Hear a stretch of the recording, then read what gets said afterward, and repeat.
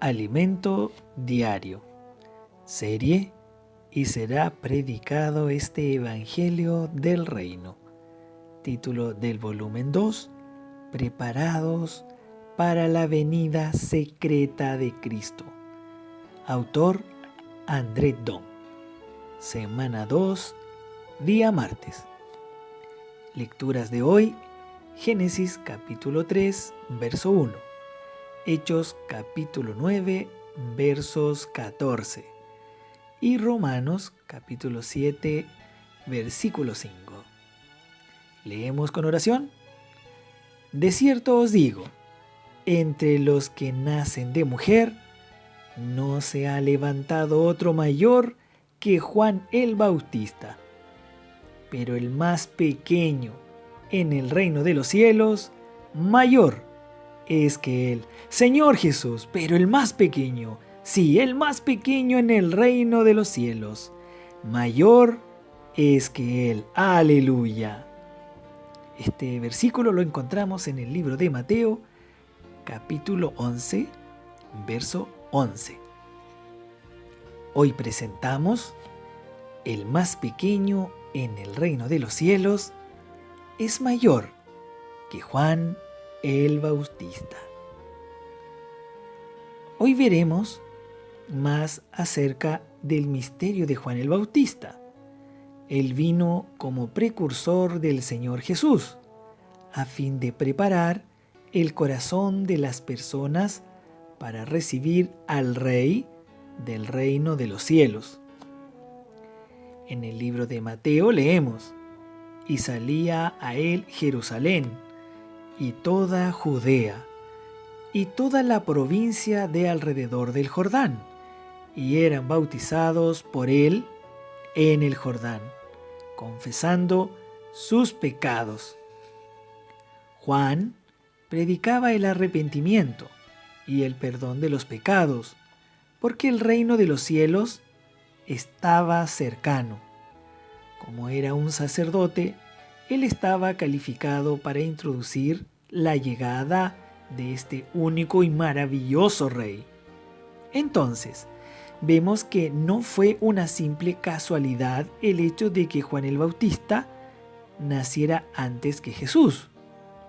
Sus padres eran personas justas e irreprensibles, que andaban en todos los preceptos del Señor, pero no tenían hijos, hasta que Dios operó el milagro en su madre Elizabeth, y ella quedó embarazada, a pesar de haber sido estéril, y en aquel momento tenía una edad muy avanzada, como vimos ayer. Tras algunos meses de que Elizabeth estuviera encinta, el rey del reino de los cielos fue engendrado por el Espíritu Santo en María. En cierto momento, María fue a visitar a Elizabeth, su pariente. En Lucas leemos estos hechos.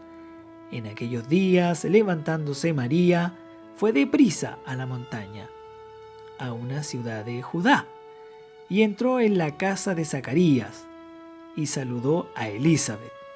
Y aconteció que cuando oyó Elizabeth la salutación de María, la criatura saltó en su vientre. ¡Aleluya! Y Elizabeth fue llena del Espíritu Santo, Señor Jesús, y exclamó a gran voz y dijo: bendita tú entre las mujeres, y bendito el fruto de tu vientre. Elizabeth comenzó a profetizar en virtud de la reacción del niño en su vientre. Y como ya vimos, ese niño aún en formación era Juan el Bautista, que ya reconocía a aquel que estaba por venir y era su Señor. Sin duda, Juan fue un personaje muy importante para la transición entre el Antiguo Testamento y el Nuevo Testamento. No obstante, el Señor Jesús dio el siguiente testimonio con respecto a él. De cierto os digo, entre los que nacen de mujer, no se ha levantado otro mayor que Juan el Bautista. Amén. pero el más pequeño en el reino de los cielos, mayor es que él. ¡Aleluya!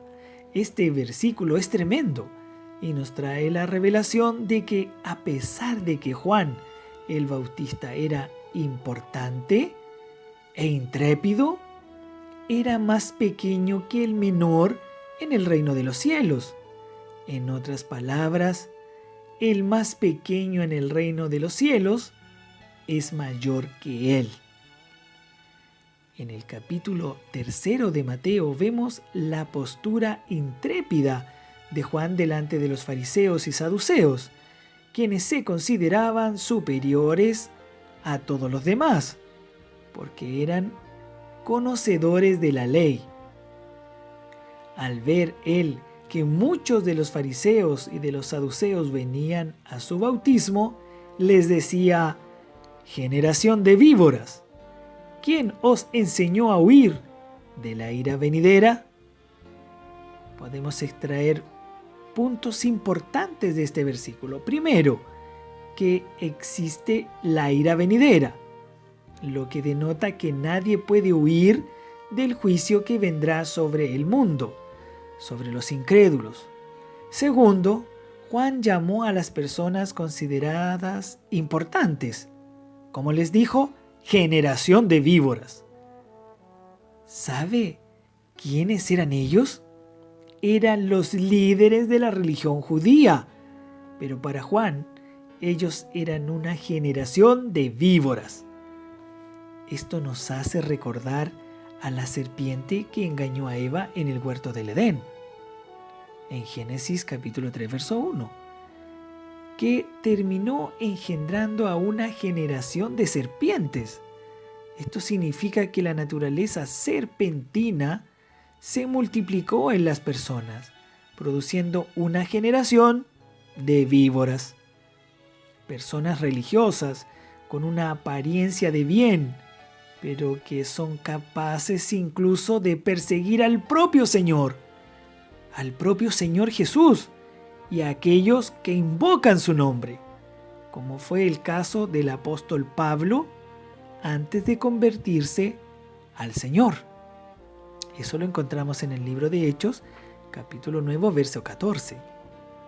Al mirar bajo la perspectiva de que aquellas personas eran fariseos y saduceos, ¿cómo podían ser una generación de víboras?